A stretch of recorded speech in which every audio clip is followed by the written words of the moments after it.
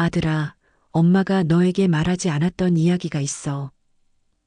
너는 아마 엄마 눈이 교통사고 때문이라고 알고 있을 텐데. 사실은 그게 아니야. 그 순간, 심장이 멈추는 것 같았어요.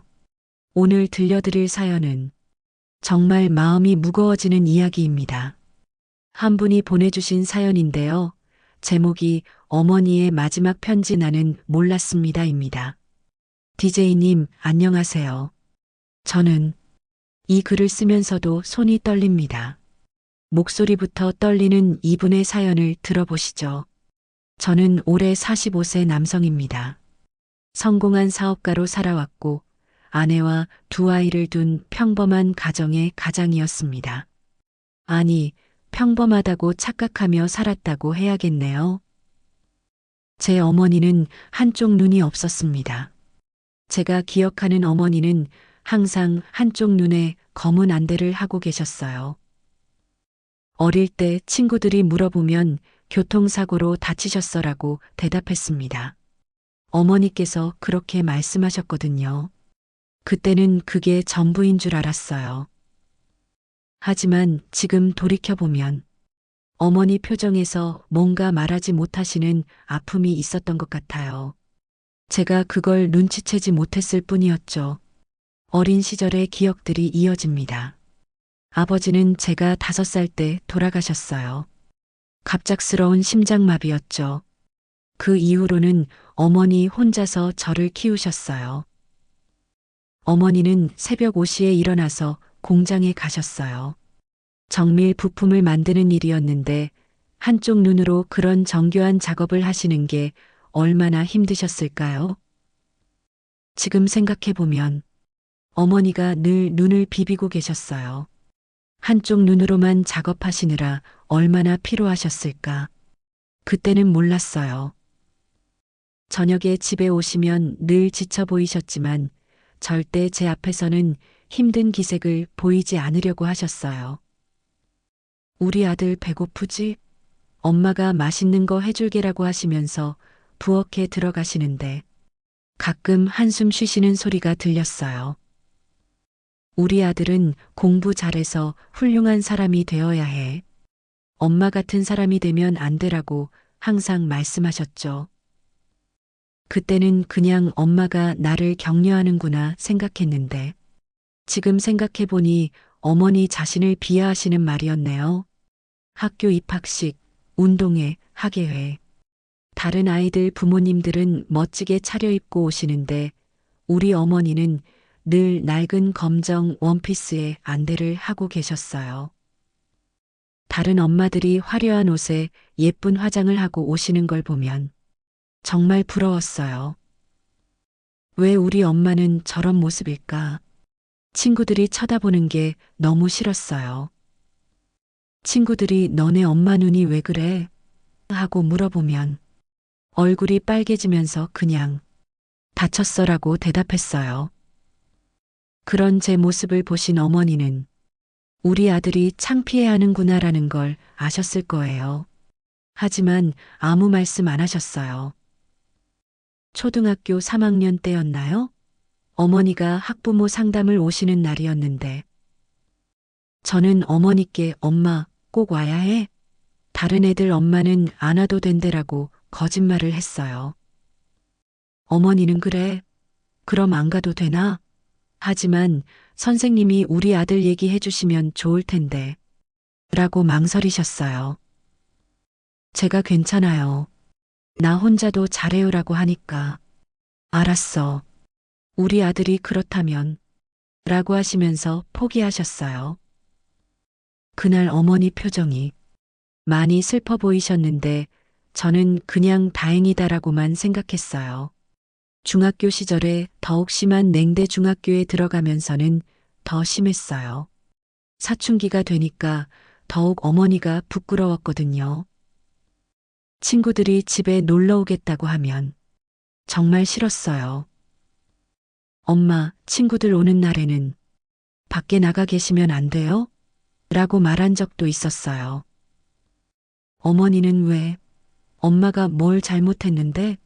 라고 하시다가 제 표정을 보시고는 엄마 때문에 창피하구나라고 이해하시더라고요. 알았어. 엄마가 밖에 나가 있을게. 친구들한테 엄마 없다고 해라고 하셨어요. 그때 어머니 목소리가 많이 떨리셨는데 저는 그냥 고마워요라고만 했어요. 친구들이 와서 너희 엄마는? 하고 물으면 직장에 가셨어요라고 거짓말했어요. 한 번은 어머니가 일찍 들어오셔서 친구들과 마주친 적이 있었어요. 친구들이 어머니를 보고 깜짝 놀라더라고요. 안대를 하신 모습 때문에. 그 이후로 그 친구는 저희 집에 잘 안 왔어요. 아마 무서웠나 봐요. 어머니는 그걸 아시고 엄마 때문에 친구를 잃게 만들어서 미안해라고 사과하셨어요. 사과하실 분이 전혀 아닌데 어머니는 항상 자신을 탓하셨어요. 외모에 대한 잔인한 말들 고등학교 1학년 때는 정말 끔찍한 말을 했어요. 어머니가 우리 아들 졸업사진 찍는 날 엄마도 가면 안 될까? 라고 조심스럽게 물어보셨어요. 저는 엄마 제발 좀 안대 벗고 다니면 안 돼요? 사람들이 자꾸 쳐다봐요. 너무 창피해요라고 말했어요. 어머니는 깜짝 놀라시면서 그게 더 좋을까? 그럼 이렇게 할게라고 하시면서 안대를 벗으셨어요. 그 순간 감겨있는 눈을 보게 됐어요. 정말 충격적이었어요. 저는 소리를 지르며 안 돼요. 그것보다는 안대가 나아요. 라고 했어요. 어머니는 다시 안대를 하시면서 미안해, 우리 아들. 엄마가 못생겨서, 엄마가 이상해서 라고 사과하셨어요. 지금 생각해보면 어머니가 얼마나 상처받으셨을까. 자신의 외모 때문에 아들이 고통받는다고 생각하셨을 텐데. 어머니는 그날 이후로 더욱 조심스럽게 행동하셨어요. 제가 창피하지 않으시려고 대학 진학과 함께 시작된 거리두기 대학에 합격하고 서울로 올라가게 됐을 때 어머니는 정말 기뻐하셨어요. 우리 아들이 드디어 엄마 없이도 훌륭하게 살 수 있게 됐구나라고 하시면서 눈물을 흘리셨어요. 그때 어머니 말씀이 이제 엄마 때문에 창피해하지 않아도 되겠구나였어요. 저는 그렇게 되겠죠라고 대답했어요. 어머니를 위로하려는 마음도 아니었어요. 정말로 그렇게 생각했거든요. 서울에 올라와서는 정말 자유롭다고 느꼈어요.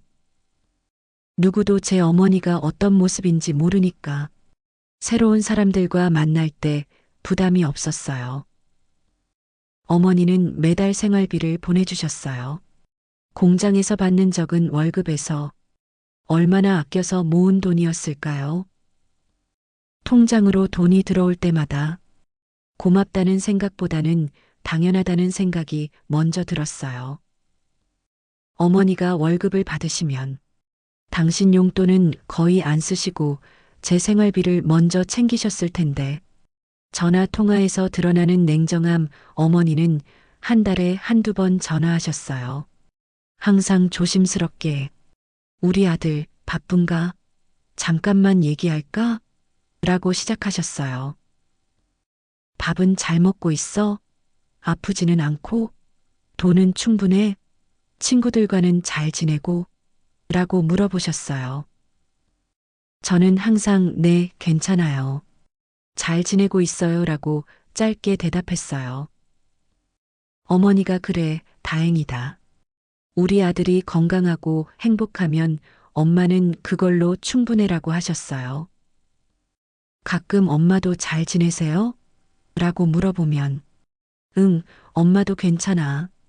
일도 잘하고 있고 라고 대답하셨어요. 하지만 목소리에서 뭔가 피곤함이 느껴졌어요. 나이가 드시면서 몸이 힘드셨을 텐데. 저는 그렇게 오래 일하지 마세요.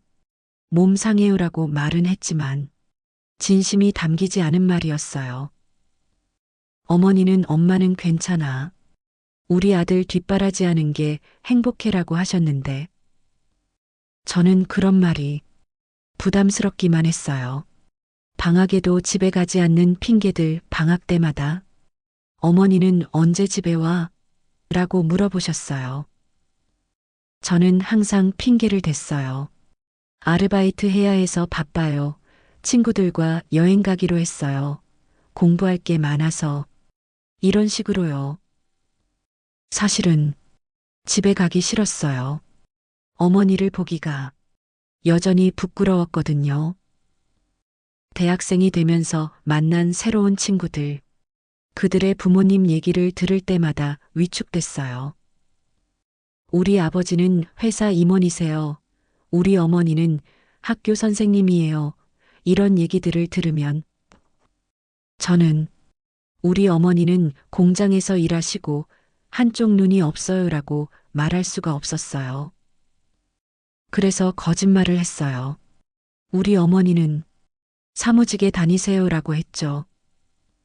어머니는 방학 내내 제가 언제 올까 기다리셨을 텐데 저는 계속 미뤘어요.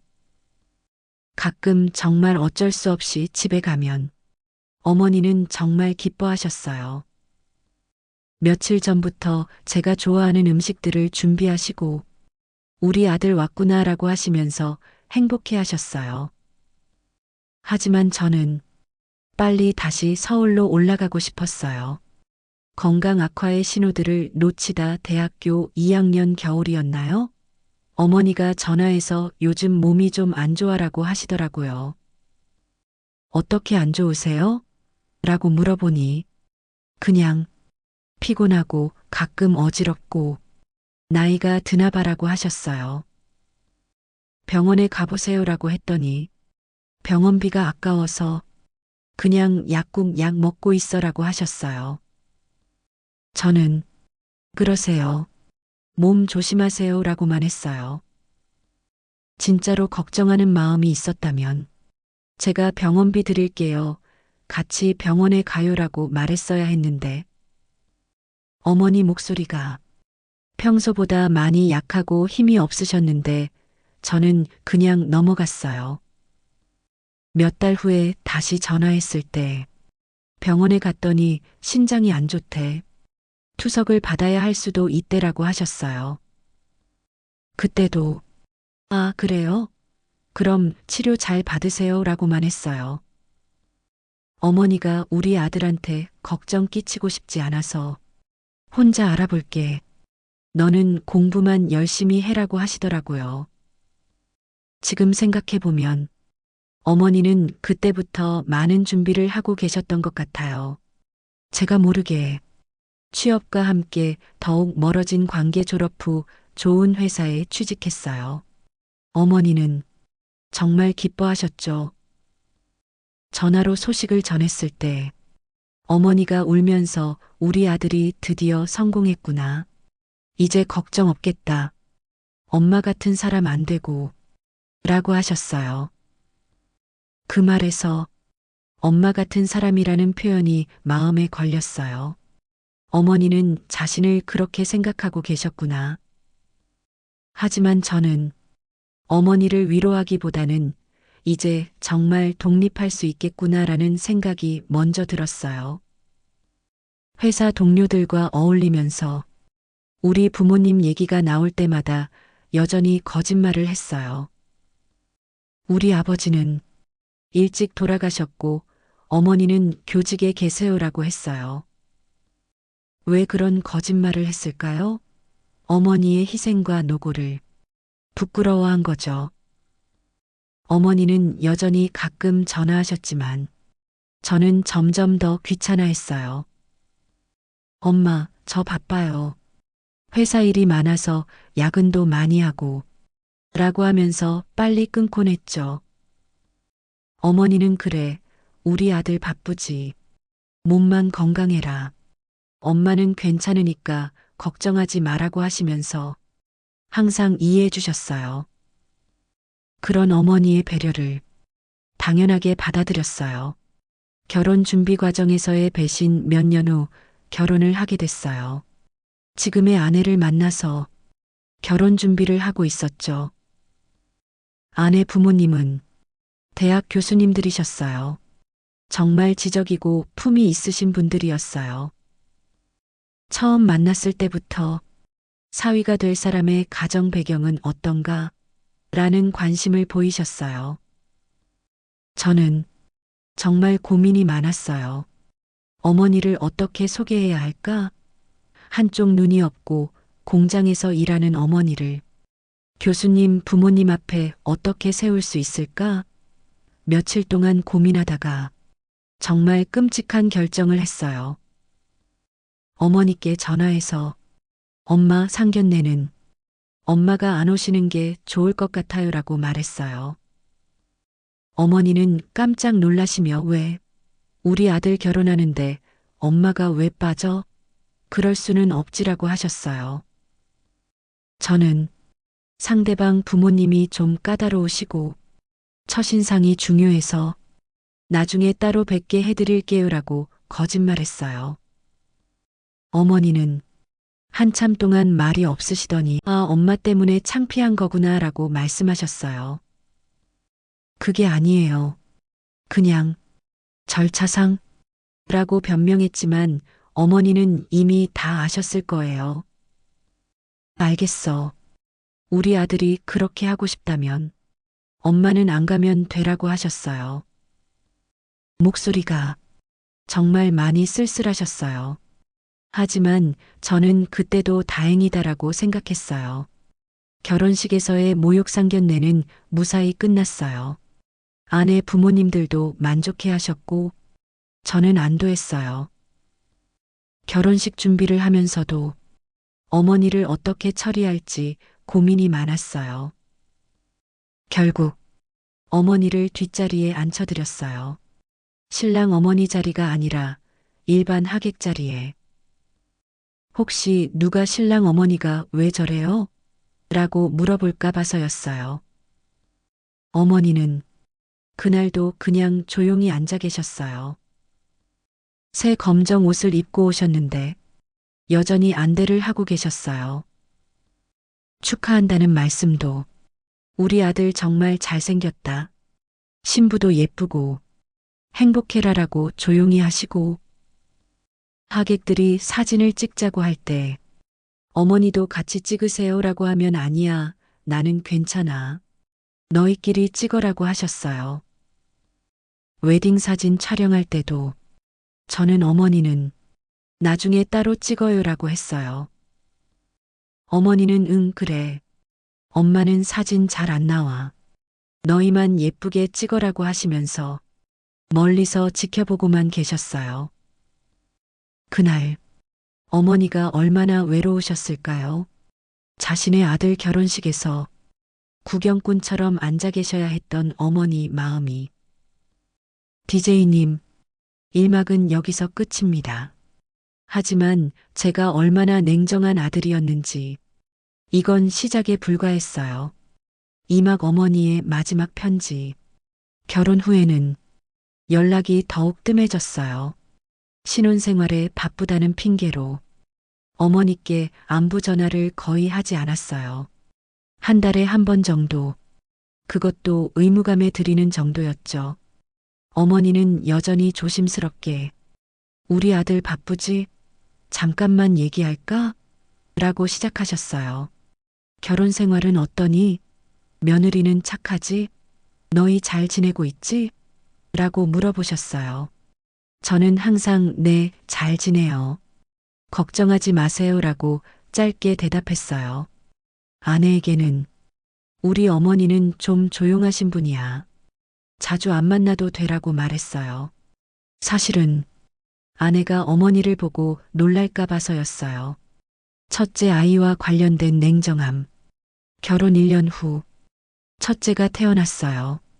어머니가 소식을 듣고 정말 기뻐하셨어요. 손자를 봤구나. 세상에, 우리 집에 새 생명이 라고 하시면서 전화로도 우셨어요. 엄마가 병원에 가서 손자 얼굴 좀 봐도 될까? 라고 조심스럽게 물어보셨어요.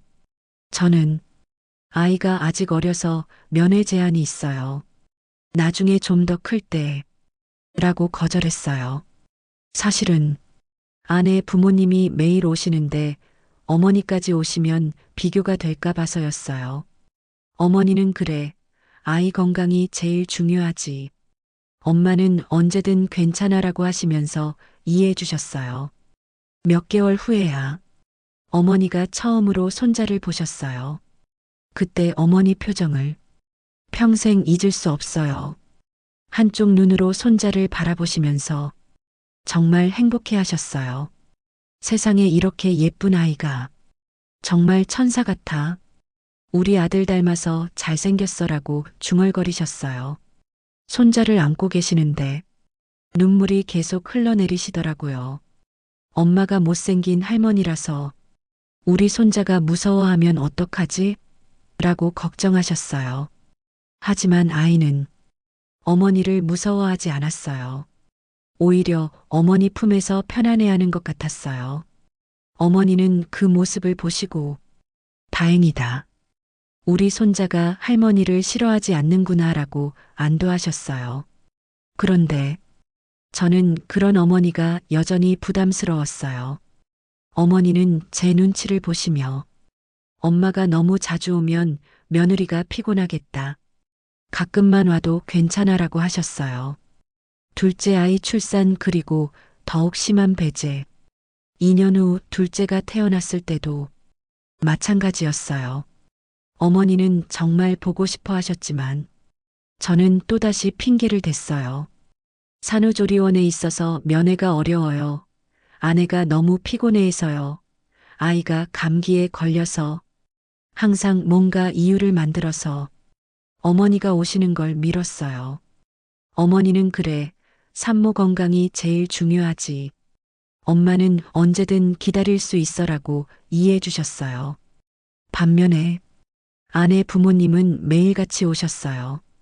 장모님이 이렇게 예쁠 수가 라고 하시면서 아이를 돌봐주시는 모습을 보면서 저는 역시 이런 할머니가 있어야 아이들도 자랑스럽겠구나라고 생각했어요.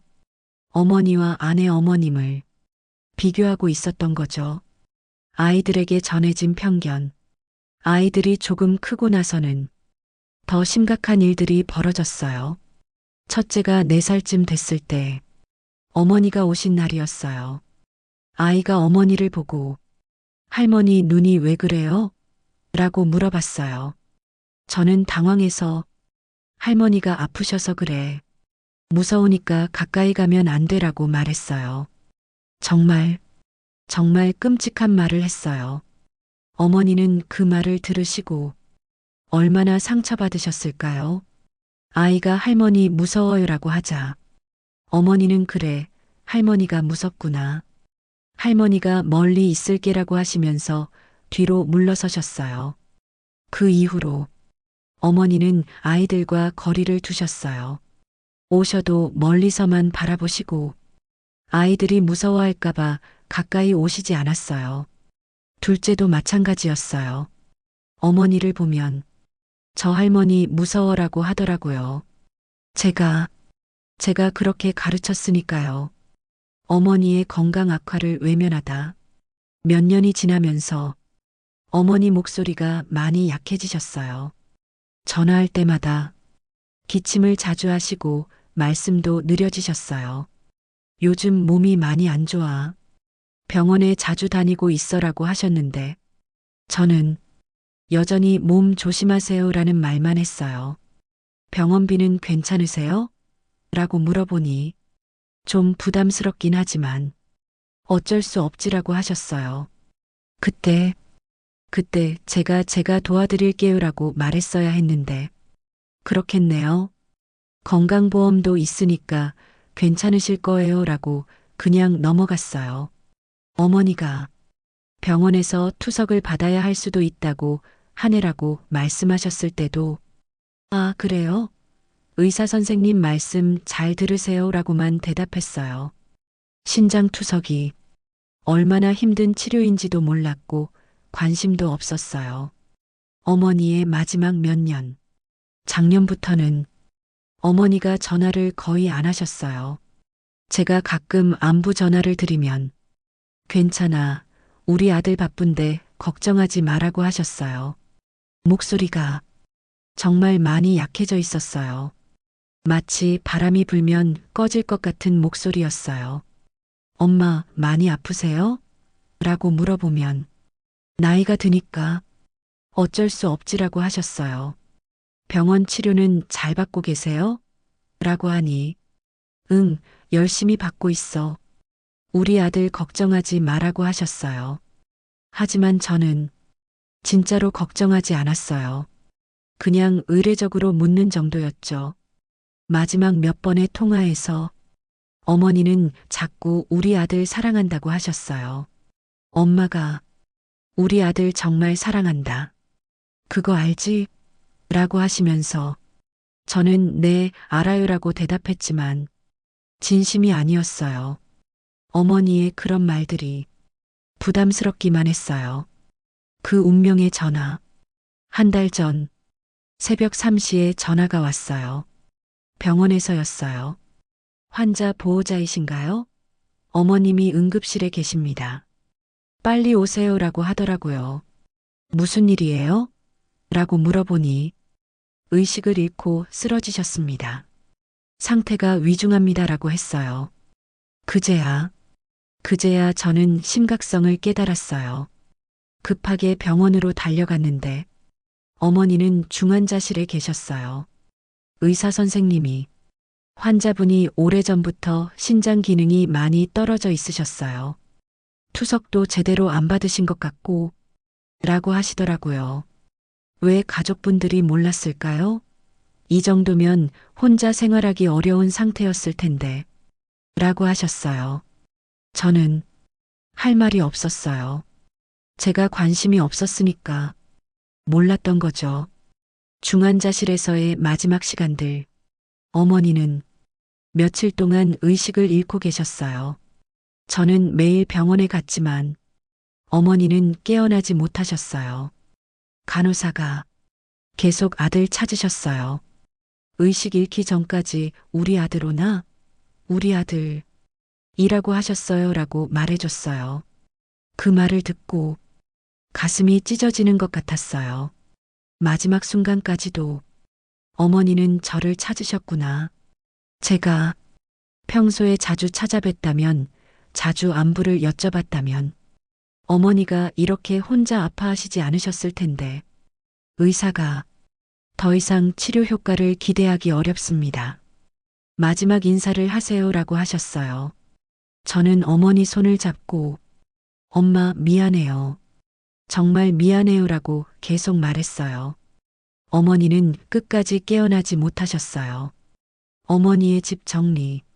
장례를 치르고 나서 어머니가 혼자 살던 집을 정리하러 갔어요. 정말 소박한 원룸이었어요. 낡은 가구들과 오래된 물건들로 가득했어요. 냉장고를 열어보니 거의 비어 있었어요. 반찬 몇 개와 우유 한 팩이 전부였어요. 어머니가 얼마나 검소하게 사셨는지 알 수 있었어요. 옷장을 정리하는데 옷들이 정말 낡아 있었어요. 저한테 생활비 보내느라 당신 옷은 제대로 사지도 못하셨구나. 그런데 옷장 한 구석에 정성스럽게 보관된 옷이 하나 있었어요. 제 결혼식 때 입으셨던 그 검정 원피스였어요. 아직도 깨끗하게 보관되어 있었어요. 아마 어머니께는 정말 소중한 옷이었을 거예요. 아들의 결혼식에 입었던 편지의 발견. 서랍을 정리하다가 깊숙한 곳에서 편지 봉투를 발견했어요. 우리 사랑하는 아들에게라고 쓰여 있었어요. 어머니의 손글씨였어요. 손이 떨렸어요. 어떤 내용일까? 혹시 저를 원망하는 내용일까? 하지만 읽어야겠다는 생각이 들었어요. 어머니의 마지막 말씀을. 봉투를 열었을 때 편지지가 여러 장 나왔어요. 어머니가 정성스럽게 쓰신 편지였어요. 편지의 충격적인 내용. 편지 첫 줄을 읽는 순간 눈물이 나왔어요. 우리 사랑하는 아들아, 엄마가 먼저 가게 되어서 미안해. 로 시작됐어요. 아들이 이 편지를 보고 있다는 것은 엄마가 더 이상 곁에 없다는 뜻이겠구나. 엄마는 괜찮아. 걱정하지 마. 엄마는 아들을 평생 사랑했고 지금도 사랑하고 있어. 읽으면서 숨이 막혔어요. 제가 그렇게 냉정하게 대했는데 어머니는 여전히 저를 사랑하고 계셨구나. 그 다음 내용이 정말 충격이었어요. 아들아, 엄마가 너에게 말하지 않았던 이야기가 있어. 너는 아마 엄마 눈이 교통사고 때문이라고 알고 있을 텐데 사실은 그게 아니야. 그 순간 심장이 멈추는 것 같았어요. 눈에 대한 진실. 너를 낳을 때 정말 힘들었어. 내가 3개월 일찍 나왔거든. 미숙아였어. 의사 선생님이 아기 눈에 문제가 있다고 하셨어. 선천적으로 한쪽 눈이 제대로 발달하지 못했대. 그대로 두면 실명할 수도 있다고 하셨어. 엄마는 정말 무서웠어. 그때 의사 선생님이 말씀하시기를 각막 이식을 하면 될 수도 있다고 하셨어. 하지만 신생아용 각막은 구하기가 정말 어렵다고 하셨어. 혹시 가족 중에 기증할 사람이 있으면 가능할 거라고 하셨어. 편지를 읽는 손이 너무 떨렸어요. 엄마는 한치의 망설임도 없이 말했어. 제 눈을 주세요라고. 수술은 정말 무서웠어. 하지만 내가 앞을 볼 수 있다면 엄마 눈 따위는 아무것도 아니었어. 수술 후에 내 눈을 보는데 정말 예뻤어. 엄마 눈이 내 안에서 빛나고 있는 것 같았어. 의사 선생님이 정말 성공적인 수술이라고 하시면서 어머님 덕분에 아이가 정상적으로 볼 수 있게 됐습니다라고 하셨어. 그때 엄마는 정말 행복했어. 비록 엄마는 한쪽 눈을 잃었지만 내가 두 눈으로 세상을 볼 수 있다니. 신장에 대한 더 큰 충격. 편지는 계속 이어졌어요.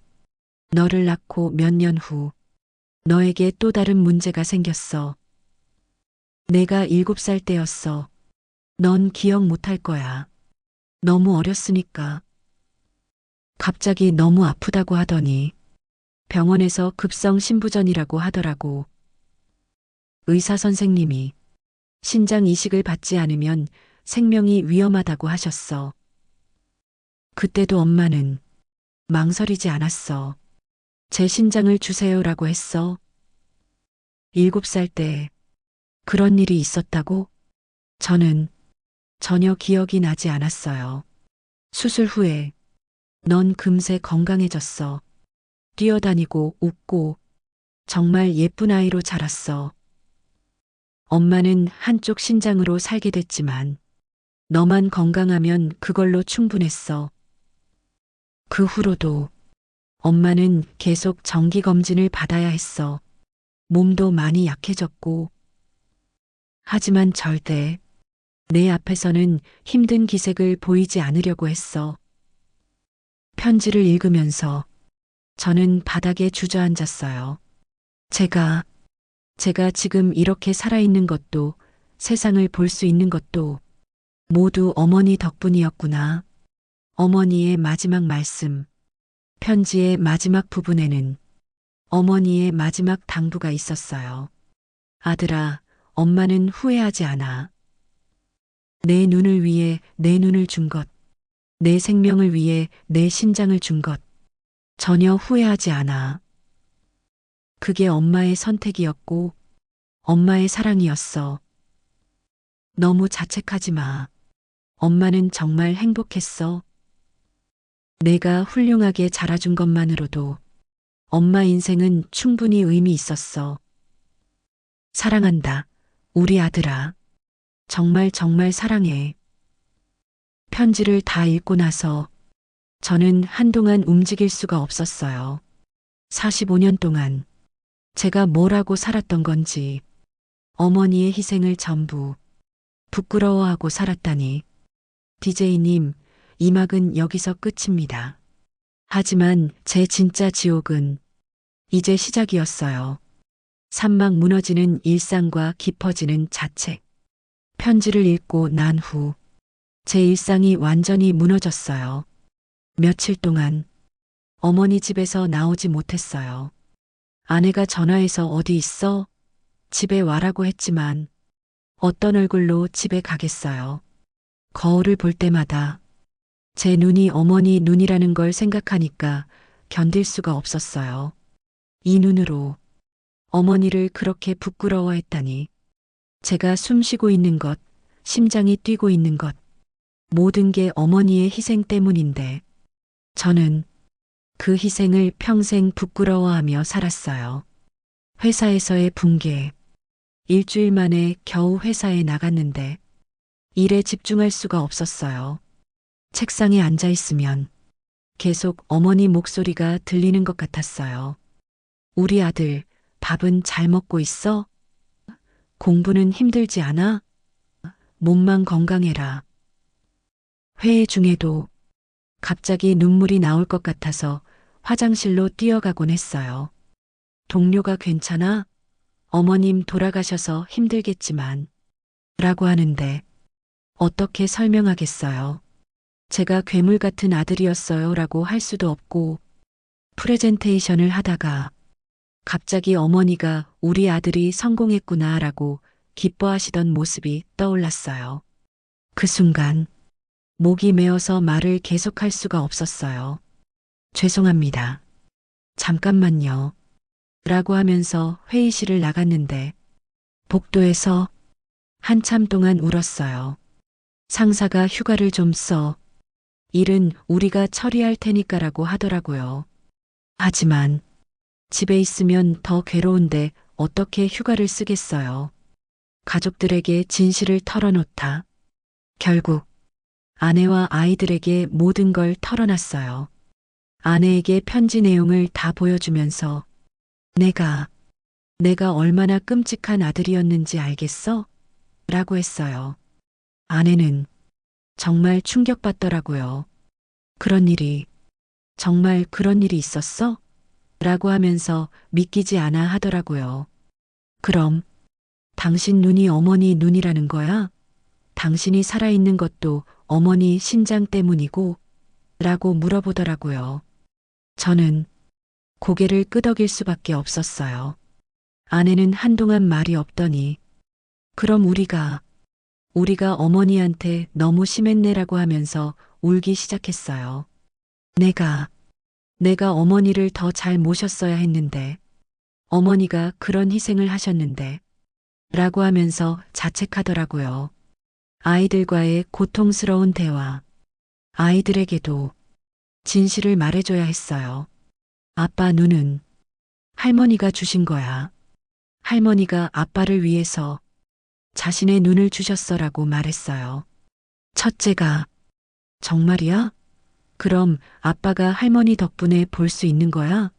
라고 하더라고요. 그래. 그리고 아빠가 살아있는 것도 할머니가 신장을 주셨기 때문이야 라고 설명했어요. 아이들이 정말 놀라더라고요. 둘째가 울면서 그럼 할머니는 아빠 때문에 아프신 거였어? 라고 하는 거예요. 그 말에 저는 대답할 수가 없었어요. 첫째가 할머니, 정말 좋은 분이었구나. 우리가 무서워해서 할머니가 얼마나 슬프셨을까라고 하더라고요. 아빠가 할머니를 무서워하라고 했어. 아빠가 잘못했어라고 고백했어요. 아이들이 아빠, 할머니한테 사과해야 해라고 하더라고요. 하지만 이제 너무 늦었잖아요. 병원을 찾아가다 며칠 후 제가 태어난 병원을 찾아갔어요. 혹시 기록이 남아있을까 해서요. 접수처에서 45년 전 기록을 볼 수 있을까요? 라고 했더니 너무 오래된 기록이라 대부분 폐기됐을 텐데요 라고 하더라고요. 제발 찾아봐 주세요. 정말 중요한 일이에요라고 간청했어요. 다행히 마이크로필름으로 보관된 기록이 있었어요. 제 출생 기록과 수술 기록들이 모두 남아 있었어요. 기록을 보는데 손이 떨렸어요. 의료 기록의 충격적 내용. 환자 김영훈 생후 3개월. 선천성 각막 혼탁, 시력 상실 위험. 치료법 각막 이식술 시행. 공여자 박선정 환자 모친 28세. 수술 일시 1979년 3월 8일. 수술 결과 성공적. 환자 시력 회복 양호. 공여자 합병증 좌한 적출로 인한 영구적 시력 상실. 그리고 7년 후 기록도 있었어요. 환자 김영훈 7세 급성 신부전, 생명위험. 치료법 신장 이식술 시행. 공여자 박선정 환자 모친 35세. 수술 일시 1986년 3월 3일. 수술 결과 성공적. 환자 신장 기능 완전 회복. 공여자 경과 단일 신장으로 인한 지속적 의학적 관리 필요. 기록을 보면서 저는 그 자리에서 무너졌어요. 정말 사실이었구나. 어머니는 2번이나 저를 위해 자신의 몸을 희생하셨구나. 당시 의료진과의 만남. 병원에서 당시 수술에 참여했던 간호사를 만날 수 있었어요. 이미 은퇴하셨지만 그 사건을 기억하고 계셨어요. 아, 그때 그 어머니 정말 잊을 수 없어요라고 하시더라고요. 각막 이식은 정말 드문 경우였어요. 특히 어머니가 기증자인 경우는 거의 없었거든요. 처음에는 의료진 모두가 만류했어요. 너무 큰 희생이라고. 하지만 그 어머니가 제 아이가 앞을 못 본다면 어떻게 살겠어요? 제 눈이라도 줘서 아이가 볼 수 있게 해주세요라고 울면서 부탁하시더라고요. 신장 이식 때도 마찬가지였어요. 당장 수술해주세요.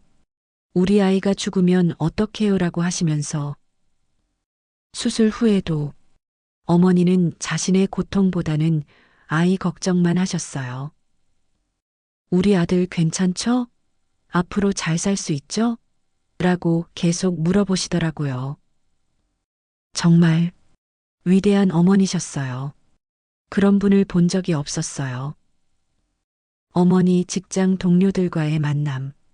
어머니가 30년간 다니던 공장도 찾아갔어요. 어머니와 함께 일했던 분들이 저를 반갑게 맞아주셨어요. 선정 씨 아들이구나. 어머니가 정말 자랑스러워 하셨는데 이렇게 보니까 슬프네라고 하시더라고요. 어머니가 매일 아들 자랑을 얼마나 했는지 몰라. 우리가 또 아들 자랑이야? 라고 놀릴 정도였어. 우리 아들이 좋은 회사에 다닌다. 결혼도 잘했다.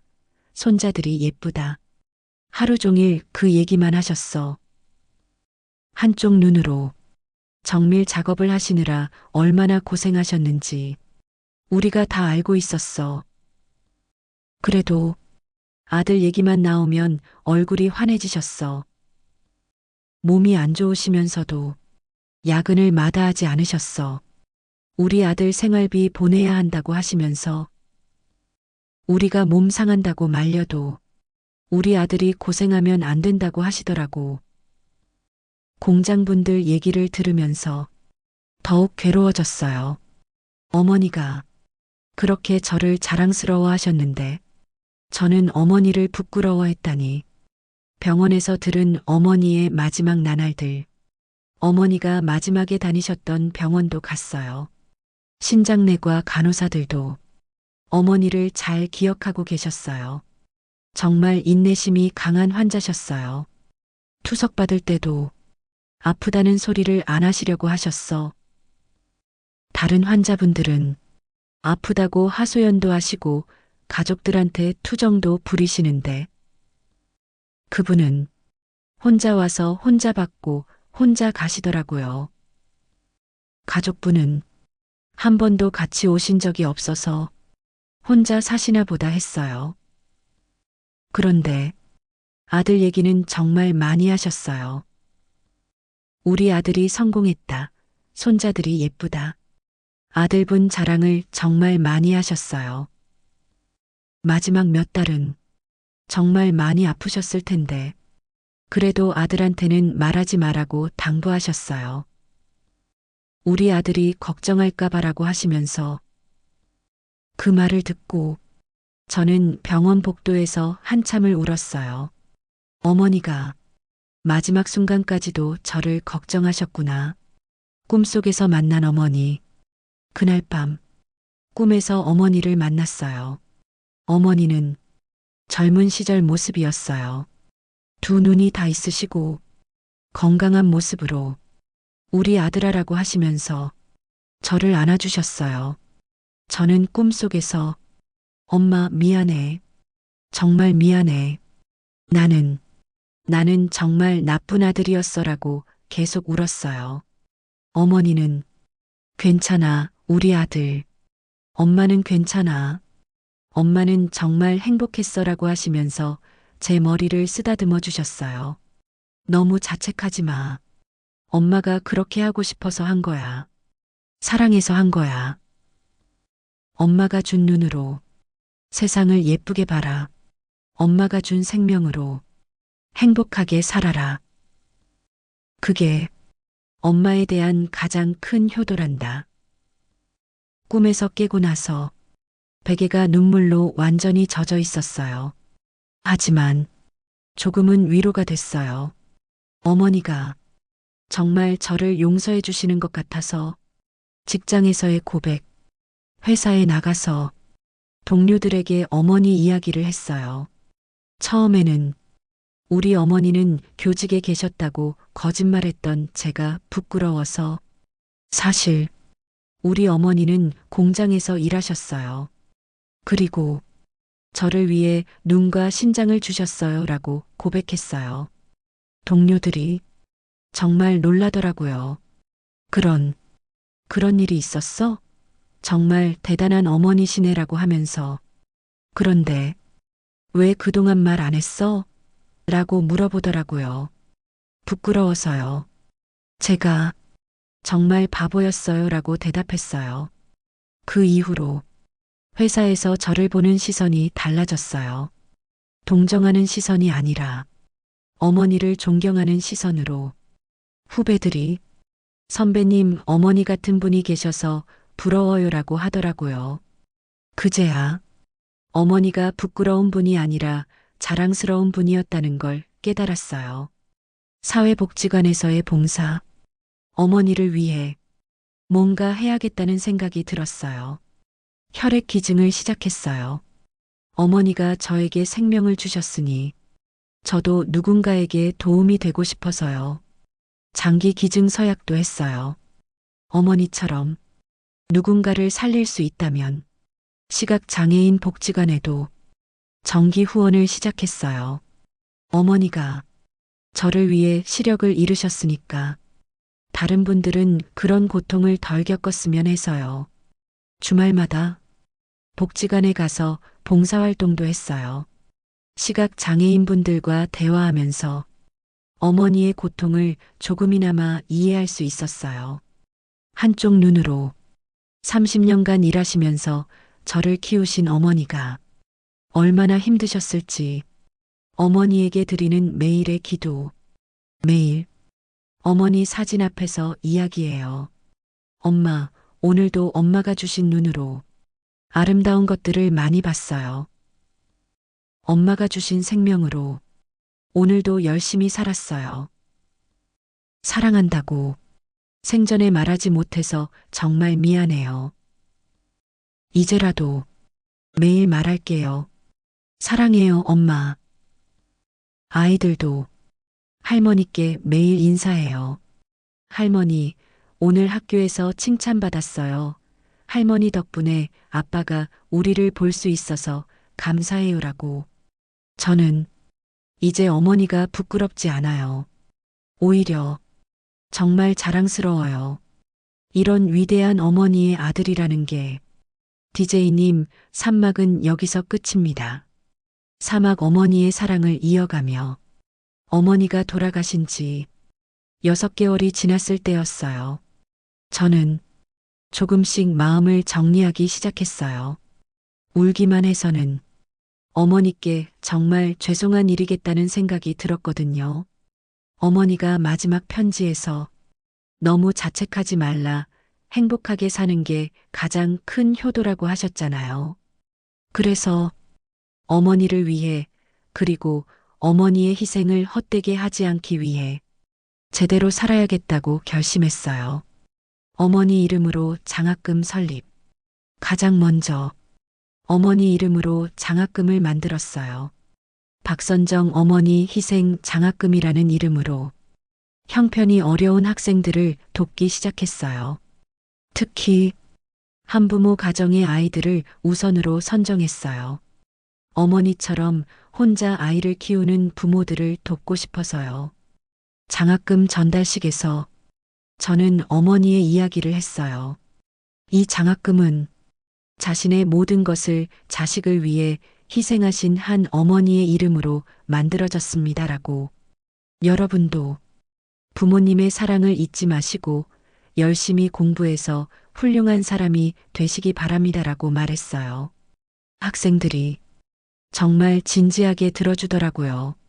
한 학생이 저희 어머니도 혼자 저를 키우고 계세요. 그분 어머니처럼 저희 어머니도 정말 힘드실 텐데 이제 더 잘해드려야겠어요 라고 하더라고요. 그 말을 들으니 정말 뿌듯했어요. 어머니의 희생이 다른 가정에도 좋은 영향을 미치고 있구나. 의료진들에게 감사 인사. 제가 태어났던 병원에 다시 찾아갔어요. 이번에는 감사 인사를 드리러요. 45년 전 저와 어머니의 수술을 해주신 분들께 감사드리고 싶어서 왔습니다라고 말했어요. 당시 수술팀 중 아직 병원에 계신 분들을 만날 수 있었어요. 원장님께서 아, 그때 그 어머니 아들이구나. 정말 잊을 수 없는 케이스였어라고 하시더라고요. 어머니 덕분에 지금까지 건강하게 잘 살고 있습니다. 정말 감사드립니다라고 인사드렸어요. 그리고 병원에 기부도 했어요. 어머니와 같은 희생을 하시는 분들이 더 나은 치료를 받을 수 있도록 하는 목적으로요. 병원에서는 작은 명판을 만들어 주셨어요. 자녀를 위해 자신의 모든 것을 희생한 위대한 어머니 박선정님과 그 사랑을 기리는 아들 김영훈님의 뜻으로 라고 새겨진 명판을요. 어머니가 다니던 공장에서의 추모, 어머니가 30년간 일하셨던 공장에도 어머니를 기리는 일을 했어요. 공장장님께 어머니가 얼마나 성실한 분이셨는지 알고 있습니다. 어머니를 기릴 수 있는 방법이 있을까요? 라고 부탁드렸어요. 공장에서는 모범 근로자상을 새로 만들어서 어머니의 이름을 붙여주셨어요. 박선정 모범 어머니상이라는 이름으로 매년 자녀를 위해 열심히 일하는 직원에게 주는 상이에요. 첫 번째 수상자는 어머니와 함께 일했던 분이었어요. 그분도 혼자 아이 둘을 키우면서 30년간 성실히 일하신 분이었어요. 시상식에서 저는 어머니에 대한 이야기를 했어요. 우리 어머니는 한쪽 눈과 신장을 잃으면서도 저를 위해 평생을 희생하셨습니다라고. 여기 계신 모든 어머니, 아버지들도 자녀를 위해 희생하고 계시는 분들입니다. 그 사랑에 감사드립니다라고 말했어요. 공장 직원들이 모두 눈물을 흘리면서 박수를 쳐주셨어요. 가족관계의 완전한 복원. 집에서도 큰 변화가 있었어요. 어머니 사진을 거실 가장 중앙에 가장 크게 걸었어요. 안대를 하신 모습 그대로 숨기지 않고 당당하게요. 아이들이 할머니 정말 예쁘시네라고 하더라고요. 할머니는 마음이 세상에서 제일 예쁜 분이었어라고 말해줬어요. 매일 아침 가족 모두가 어머니 사진 앞에서 안녕하세요 할머니라고 인사해요. 저녁에는 할머니, 오늘 하루도 건강하게 잘 보냈어요. 감사해요라고 인사하고요. 아이들이 할머니에 대한 장문을 써왔어요. 우리 할머니는 아빠를 위해 눈과 신장을 주신 천사 같은 분입니다라고 쓰더라고요. 할머니 덕분에 아빠가 우리를 볼 수 있고 우리가 태어날 수 있었습니다라고 그 장문을 보면서 정말 많이 울었어요. 아이들이 할머니를 이렇게 자랑스러워하는구나. 다른 사람들에게 전하는 메시지. 회사에서 직원들에게 어머니 이야기를 자주 해줘요. 가족이 얼마나 소중한지 꼭 기억하세요라고 말해줘요. 부모님이 살아계실 때 사랑을 많이 표현하세요. 후회하지 마세요라고. 동료 중에 어머니를 소홀히 하는 친구가 있으면 조용히 타이르곤 해요. 지금 당장 어머니께 전화해서 사랑한다고 말해보세요라고 권해요. 제가 그러지 못한 걸 아니까 다른 사람들은 저처럼 후회하지 않았으면 해서요. 한 후배가 선배님 말씀 듣고 어머니께 전화드렸는데 어머니가 너무 기뻐하셨어요 라고 하더라고요. 평생 아들이 사랑한다고 말한 적이 없었는데 처음으로 들어봤다고 우시더라고요 라고. 그런 얘기를 들으면 정말 뿌듯해요. 어머니의 사랑이 다른 가정에도 전해지고 있구나. 어머니를 위한 정기적인 추모. 매주 토요일은 어머니의 날로 정했어요. 가족 모두가 어머니 묘소를 찾아가서 그 주에 있었던 일들을 말씀드려요. 엄마, 이번 주에 첫째가 학급 회장에 당선됐어요 라고 자랑드리기도 하고, 둘째가 처음으로 피아노 발표회에 나갔어요. 엄마가 보셨으면 얼마나 좋아하셨을까요 라고 말씀드리기도 해요. 아이들도 할머니께 그림을 그려서 가져가고 편지를 써서 읽어드려요. 할머니, 저는 할머니 손자 석현이에요. 할머니가 아빠를 낳아주시고 키워주셔서 감사해요라고 쓰더라고요. 할머니 덕분에 우리 가족이 행복해요. 할거니처럼 착한 사람이 될게요라고. 그런 편지를 읽을 때마다 어머니가 정말 기뻐하실 것 같아요. 어머니의 일기장에서 찾은 마지막 선물. 어머니 집을 완전히 정리하던 중에 또 다른 일기장을 발견했어요. 가장 최근 것까지 쓰여진 어머니의 마지막 일기였어요.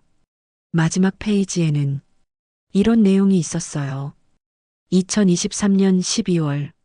몸이 많이 안 좋지만 우리 아들이 걱정할까봐 말하지 못하겠다.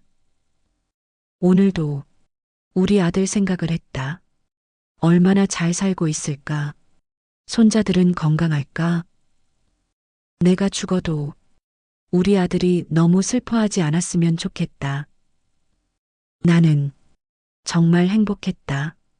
우리 아들을 키울 수 있어서 그 아들이 훌륭하게 자라준 것만으로도 충분히 행복했다.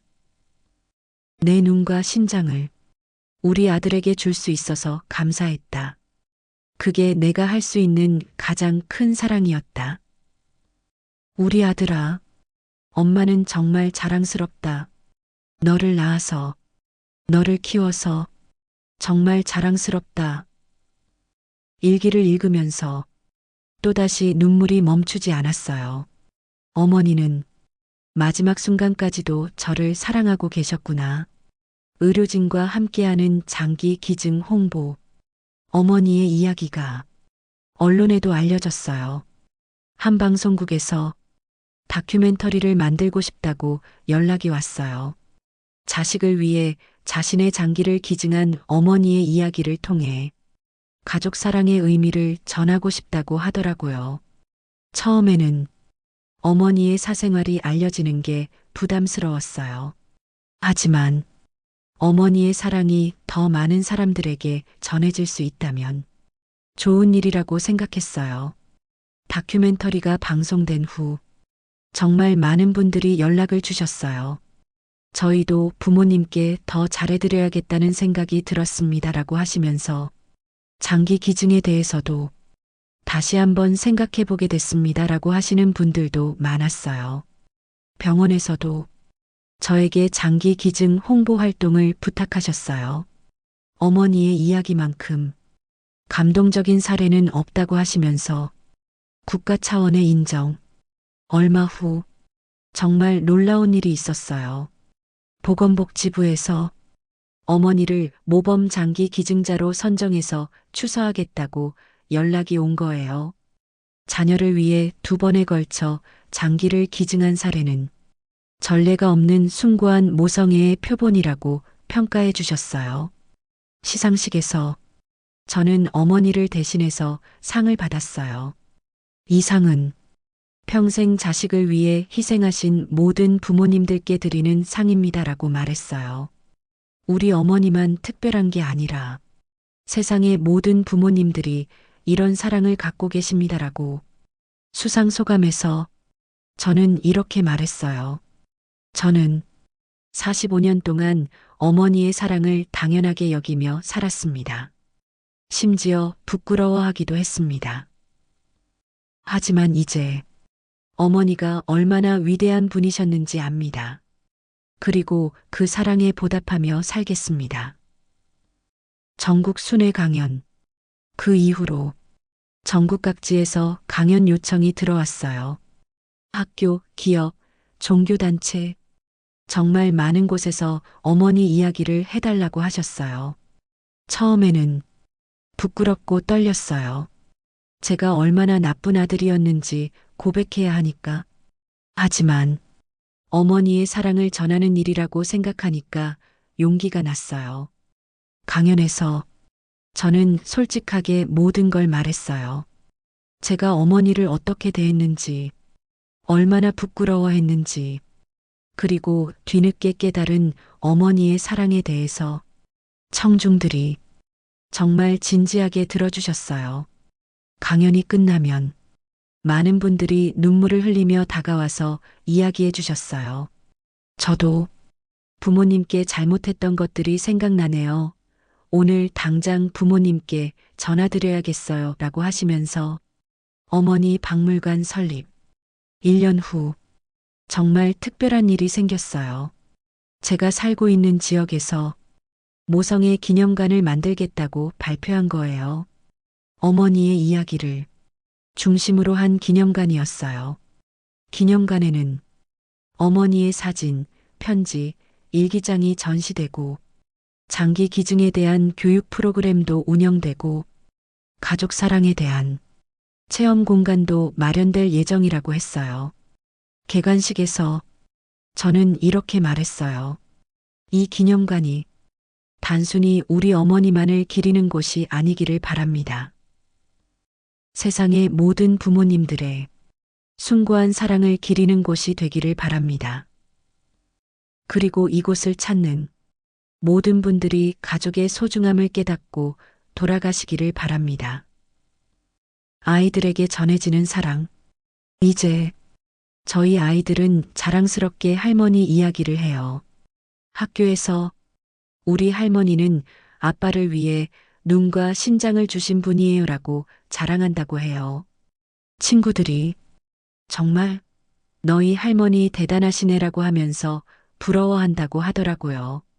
아이들의 선생님이 정말 훌륭한 할머니를 두셨네요. 아이들이 할머니를 정말 자랑스러워해요라고 하셨어요. 첫째가 장래 희망을 의사라고 바꿨어요. 할머니처럼 다른 사람을 살리는 사람이 되고 싶어요라고 하더라고요. 둘째도 할머니처럼 착한 사람이 될 거예요라고 해요. 어머니의 사랑이 손자들에게까지 이어지고 있는 걸 보니까 정말 감사했어요. 새로운 가족 전통. 우리 집에는 새로운 전통이 생겼어요. 매년 어머니 생신과 기일에는 온 가족이 함께 어머니를 기리는 시간을 가져요. 어머니가 좋아하셨던 음식을 만들어서 어머니 사진 앞에 차려놓고 한 명씩 돌아가면서 어머니께 감사의 말씀을 드려요. 아이들도 할머니께 편지를 써서 읽어드려요. 할머니가 아빠를 낳아주고 키워주셔서 우리가 태어날 수 있었어요 라고 할머니의 사랑을 우리도 다른 사람들에게 나누어 주겠어요 라고 약속드려요. 이런 시간을 통해서 아이들이 가족의 소중함을 배우고 있어요. 어머니가 남긴 마지막 메시지. 최근에 어머니가 다니던 교회에서 연락이 왔어요. 어머니가 돌아가시기 전에 목사님께 맡겨두신 편지가 있다고 하더라고요. 1년 후에 우리 아들에게 전해달라고 부탁하셨다는 편지였어요. 편지에는 이런 내용이 쓰여 있었어요. 우리 아들아, 이 편지를 받고 있다면 엄마가 떠난 지 1년이 흘렀겠구나. 많이 슬퍼했지? 엄마 때문에 자책도 많이 했지? 이제는 그만해도 될 것 같아. 엄마는 정말 괜찮으니까. 엄마가 우리 아들에게 마지막으로 부탁하고 싶은 것이 있어. 엄마의 사랑을 다른 사람들에게도 나누어 줘. 내가 받은 사랑만큼 다른 사람들을 사랑해 줘. 그게 엄마가 꿈꾸는 세상이야. 편지를 읽으면서 어머니의 마지막 당부를 가슴 깊이 새겼어요. 현재의 삶, 이제 저는 정말 행복해요. 어머니를 부끄러워하던 예전의 제가 아니라 어머니를 세상에서 가장 자랑스러워하는 아들로 살고 있어요. 매일 아침 거울을 볼 때마다 어머니께 감사드려요. 엄마, 오늘도 엄마가 주신 눈으로 아름다운 하루를 시작해요라고 밤에 잠들기 전에도 엄마가 주신 생명으로 오늘도 의미 있게 살았어요라고 감사 인사를 드려요. 이제는 어머니가 항상 제 곁에 계시다는 걸 느껴요. 제가 무언가를 볼 때마다 어머니도 함께 보고 계신 거예요. 제 심장이 뛸 때마다 어머니의 사랑이 온몸으로 흐르고 있는 거고요. DJ님, 그리고 이 방송을 듣고 계신 모든 분들께 부탁드려요. 지금 당장 부모님께 전화드리세요. 사랑한다고, 고맙다고 말씀드리세요. 부모님의 작은 희생들도 당연하게 여기지 마세요. 저처럼 후회하지 마세요. 부모님이 살아계실 때 최대한 많이 사랑해 드리세요. 그리고 부모님의 사랑을 받은 만큼 다른 사람들에게도 사랑을 나누어 주세요. 그게 진정한 효도이고 사랑이 이어지는 방법이에요. 어머니에게 드리는 마지막 인사. 마지막으로 어머니께 인사드리고 싶어요. 엄마, 정말 정말 사랑해요. 45년간 어머니의 사랑을 제대로 몰라봐서 죄송해요. 하지만 이제 매일매일 어머니를 자랑하며 살겠어요. 어머니가 주신 눈으로 세상의 아름다운 것들을 보고 어머니가 주신 생명으로 다른 사람들을 사랑하며 살겠어요. 어머니, 희생과 사랑을 절대 잊지 않겠어요. 그 사랑을 아이들과 온 세상에 전하겠어요. 천국에서 저를 지켜봐 주세요. 사랑합니다. 우리 어머니, 정말, 정말 사랑합니다. DJ님, 긴 이야기 들어주셔서 정말 감사합니다. 이 사연을 통해서 많은 분들이 가족의 소중함을 다시 한번 느끼셨으면 좋겠어요. 부모님의 숨겨진 사랑들을 발견하셨으면 좋겠고, 후회하기 전에 사랑을 표현하셨으면 좋겠어요. 어머니, 정말 고맙습니다. 그리고 사랑합니다. 여러분, 정말 가슴 깊이 울림이 있는 이야기였습니다. 어머니의 조건 없는 사랑과 극한의 희생, 그리고 아들의 뒤늦은 깨달음과 참회, 마지막에는 그 사랑을 세상에 전하는 아름다운 결말까지. 사연자분의 말씀처럼 부모님이 살아계실 때 사랑을 표현하는 것이 얼마나 중요한지 다시 한번 생각하게 됩니다. 혹시 지금 이 방송을 들으면서 부모님 생각이 나신 분들이 계시다면 오늘 저녁에라도 안부 전화 한 통 드려보시는 건 어떨까요? 사랑합니다. 고맙습니다. 라는 말 한마디가 얼마나 큰 선물이 될지 모릅니다. 모든 부모님들의 숨겨진 사랑과 희생에 감사드리며 오늘 방송을 마치겠습니다. 지금까지 여러분과 함께한 꿈나라 라디오였습니다. 구독과 좋아요도 꼭 눌러주세요. 좋은 꿈 꾸세요.